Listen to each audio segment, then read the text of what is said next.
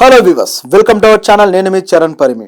ఒక మహిళ తన భర్త నుంచి మనోవర్తిగా నెలకి 6,16,300 రూపాయలు అడిగింది. అంటే ప్రతి నెల ఆవిడ బ్రతకడానికి అంత డబ్బులు ఆవిడ భర్త చెల్లించాలట. సో అంటే ఆవిడ డైవోర్స్కి అప్లై చేసుకున్నాక ఆ డైవోర్స్ వచ్చే క్రమంలో ఈ విధంగా ఆవిడ డిమాండ్ పెట్టింది. మనోవర్తి కింద నాకు ఇంత అమౌంట్ ప్రతి నెల కావాలి అని. సో అది విన్న జడ్జి అయితే మైండ్ బ్లాక్ అయిపోయింది. కర్ణాటక హైకోర్టులో ఈ కేసు వచ్చింది. సో ఈ కేసును వాదిస్తున్న లాయర్లు కూడా ఆవిడ తరపున చెప్తున్న వాదన వింటుంటే అంతా నవ్వుకునేటట్లు ఉందన్నమాట. ఆ జడ్జి అయితే షాక్ అయిపోయారు. అసలు ఏ విధంగా ఈవిడ ఇంత అమౌంట్ అడుగుతుంది, ఏంటి ఆ ఎక్స్పెండిచర్ ఏంటి ఆవిడ చెప్పండి, మంత్లీ ఎలా ఖర్చు పెడతారు ఆవిడ అని చెప్పేసి అడిగితే వీళ్ళు చెప్పిన పద్ధతి కూడా లాయర్లు చెప్పినది చూస్తుంటే ఇదంతా ఖర్చా లేకపోతే ఆ హస్బెండ్కి పనిష్మెంటా అన్నట్లుగా జడ్జి గారు వ్యాఖ్యానించారు. సో కర్ణాటకలో ఈ నెల 20వ తారీఖు కర్ణాటక హైకోర్టులో ఇది ఫ్యామిలీ వింగ్లో ఈ తీర్పు అయితే వచ్చింది. సో ఇంకా ఆవిడ మళ్ళీ ఆప్షన్ కూడా ఇచ్చారు జడ్జి గారు, మీరు రీజనబుల్ అమౌంట్తో రండి అని. అయితే ఈ వాదన ఎలా జరిగింది, వీళ్ళు ఏం డిమాండ్ చేశారు, జడ్జికి ఎందుకు ఇష్టం లేదు, ఎందుకు ఇవ్వట్లేదు అనేది ఒకసారి చూద్దాం. అసలు వింటేనే 6 లక్షలు అని అడగాలంటే ఆ వ్యక్తి ఎంత సంపాదన ఉండాలి నెలకి, అందులోంచి ఎంత పర్సంటేజ్ వీరికి ఇవ్వాలి. సో ఆవిడ నిజంగా నెలకు అంత ఖర్చు పెడతారా, ఆ ఖర్చు చూపించారనమాట. వాళ్ళు ఊరికే ఇవ్వడం కాదు, అంత ఖర్చు ఆవిడకు ఉందని చూపించారు. సో ఆ భార్య డిమాండ్ ఏంటంటే ఆవిడకి నెలకి తన ఫుడ్ ఖర్చులకి దాదాపు 60,000 అవుతాయట. అదేవిధంగా ఆవిడ బట్టలు కావచ్చు, యాక్సెసరీస్ ఏవైతే కొనుక్కోవాలో వీటన్నిటికీ దాదాపు 16,000-15,000 దాకా అవుతాయంట. ఇంకా ఎక్కువే ఉంది చెప్పాలంటే. ఆయన చెప్పడం కూడా ఆ టీషర్ట్ వాల్యూ బ్రాండెడ్ డ్రెస్లే వేసుకుంటారు ఆవిడ. సో ఒక టీషర్ట్ వాల్యూ వచ్చేసి 10,000 అట, ఒక బ్రాండెడ్ టీషర్ట్ వాల్యూ. అంటే 10,000 టీషర్ట్ వేసుకుంటే తప్ప వాళ్ళు బతకలేని పరిస్థితి. సో ఇలాంటివన్నీ తెచ్చి ఆ భర్త మీద మీరు రుద్దుతున్నారు. సో ఆయనకి ఇది పనిష్మెంట్ లాగా ఉంది, ఇది బార్గెనింగ్ చేస్తున్నారా, మీరు ఇంత డబ్బులు అడుగుతున్నారని చెప్పేసి జడ్జి గారు రివర్స్ కౌంటర్ ఇచ్చారు. ఆ జడ్జి కూడా ఆవిడ పేరు లలితా కన్నెగంటి, ఆవిడ తెలుగు ఆవిడే, బట్ కర్ణాటకలో జడ్జిగా ఉన్నారు. సో ఇది పరిస్థితి. అయితే ఆవిడ అడిగిన క్వశ్చన్లు కూడా జడ్జి గారు చాలా న్యాయంగా ఉన్నాయన్నమాట. ఇవన్నీ సోషల్ మీడియాలో కూడా వైరల్ అవుతూ ఉన్నాయి. సో ఈ డిమాండ్ పెట్టిన వాళ్ళు ఏమాత్రం వెనక్కి తగ్గట్లేదు. లాయర్ గారు కూడా అదే పద్ధతిలో మాట్లాడుతున్నారు. ఆవిడ ఖర్చుల్లో ఇవి పోగా మిగతా ఖర్చులు దాదాపు 4-5 లక్షల దాకా ఆవిడకి ఆర్థోపెడిక్స్ అలాగే హెల్త్ ఇష్యూస్ ఉన్నాయి. సో వాటికి ఖర్చు పెడతారు అని చెప్పేసి చెప్తున్నారు. అదేవిధంగా పిల్లల్ని ఎప్పుడైనా హాలిడేకి తీసుకెళ్లాలంటే ఇలాంటి వాటికైనా ఖర్చు అవుతుంది కదా, సో దానికి కూడా లక్షల రూపాయలు అవుద్ది అన్నట్టుగా చెప్తున్నారు. అంటే అసలు పిల్లలు పెంపకం లేదా పిల్లల అనే సంరక్షణ ఈవిడ బాధ్యతలో లేదు. సో లేకుండానే ఎప్పుడైనా హాలిడేకి తీసుకువెళ్ళాలంటే అంత అమౌంట్ అట. సో దీన్ని జడ్జి గారు క్వశ్చన్ చేశారు. ఈ విధంగా ఎట్లా అడుగుతారు మీకు మళ్ళీ ఆప్షన్ ఇస్తున్నాను, మీరు వెళ్ళి వేరే పద్ధతిలో రీజనబుల్ అడుగుతూ రండి. ఒకవేళ భర్తకి 10 కోట్లు ఉంటే 5 కోట్లు అడిగేస్తారా మీరు అని చెప్పేసి గట్టిగా జడ్జి గారు మాట్లాడడం జరిగింది. చివరికి వాళ్ళు ఇంకొక ఆప్షన్ కోసం అయితే ప్రయత్నిస్తున్నారు. అయితే ఈ కేసు విషయంలో గమనిస్తే గతంలోనే 2023 సెప్టెంబర్లోనే ఇది కేసు వాదనకు వచ్చినప్పుడు అక్కడ ప్రిన్సిపల్ జడ్జి గారు ఆయన ఏమన్నారంటే నెలకి 50,000 మనోవర్తి చెల్లించాలి అని చెప్పేసి ఆ భర్తకు ఆయన ఇచ్చారనమాట, జారీ చేశారు తీర్పు. అయితే ఈ తీర్పు మీద మళ్ళీ సవాలు చేస్తూ వీళ్ళు హైకోర్టుకి వెళ్ళారు. లేదు, ఆ అమౌంట్ పెంచాలి అని చెప్పేసి ఏకంగా 6,16,300 రూపాయలు అడిగారు. పెంచడం అంటే ఏదో 10%, 20% కాదు. సో ఇంత శాతం పెంచమని అడుగుతున్నారు అనమాట. ఒకసారిగా జడ్జి గారికి మైండ్ బ్లాక్ అయింది. అయితే దీని మీద సోషల్ మీడియాలో వస్తున్న కామెంట్లు చూస్తున్నా చాలా ఫన్నీగా ఉందన్నమాట. అంటే పెళ్ళి అనేది చాలా డేంజరస్, అంటే ఒక వ్యక్తి పెట్టాడు, పెళ్ళి అనేది చాలా డేంజరస్. సో ఆ పెళ్లిలోకి ఎంటర్ అయితే మాత్రం వదిలించుకోవాలంటే ఇంత ఖర్చు అవుతుంది అని చెప్పి.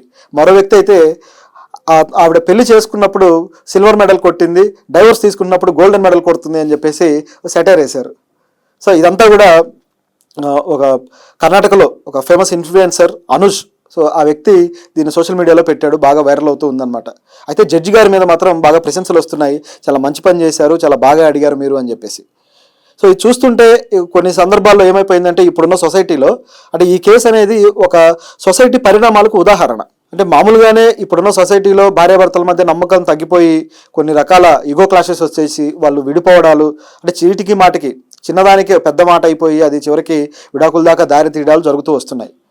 ఈ పరిస్థితుల్లో ఈ భార్యలు కొంతమంది, అంటే అందరూ కాదు, కొందరు నిజంగానే భర్తలు హింసించే వాళ్ళు ఉంటారు, దుర్మార్గంగా భార్యలను వేధించే వాళ్ళు ఉంటారు, కొంతమంది వాళ్ళ దగ్గర నుంచే వాళ్ళ సంపాదన నుంచి డబ్బులు లాక్కునే వాళ్ళు ఉంటారు.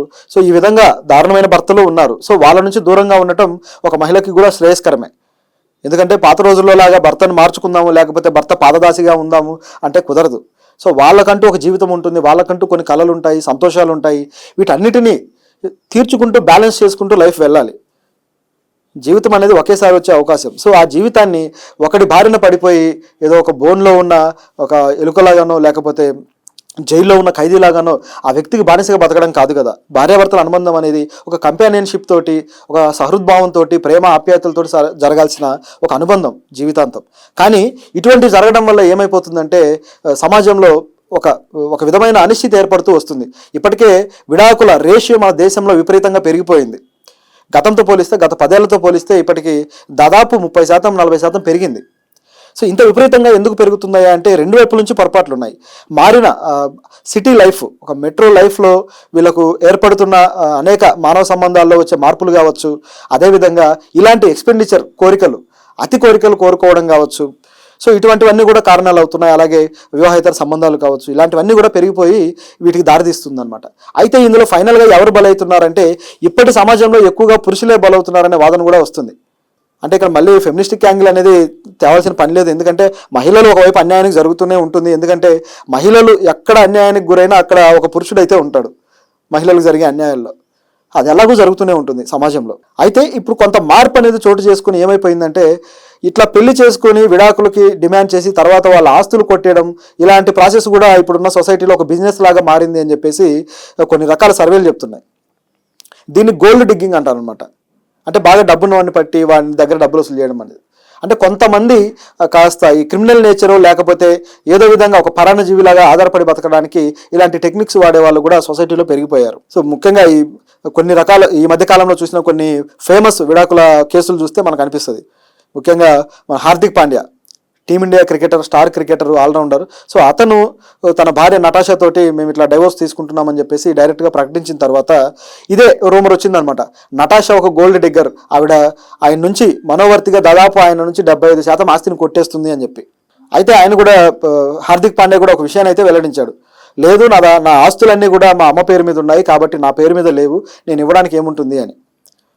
సో అదంతా ఒక టాక్టికల్గా ప్లే చేశాడు, ఆయన పేరు మీద ఆస్తులు పెట్టుకోకుండా అనే వాదన కూడా వచ్చింది.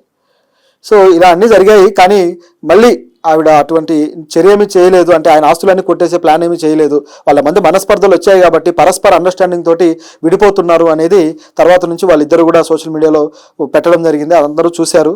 తర్వాత ఆవిడని ఎవరైతే గోల్డ్ డిగ్గర్ అని విమర్శించారో వాళ్ళందరూ ఆవిడకి సారీ కూడా చెప్పారు. సో ఈ విధంగా జరిగిందనమాట.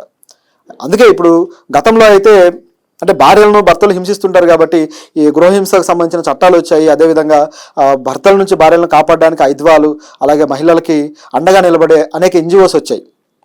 ఇప్పుడు పరిస్థితి ఏమైపోయిందంటే భార్య బాధితుల సంఘాలు కూడా వచ్చేసాయి.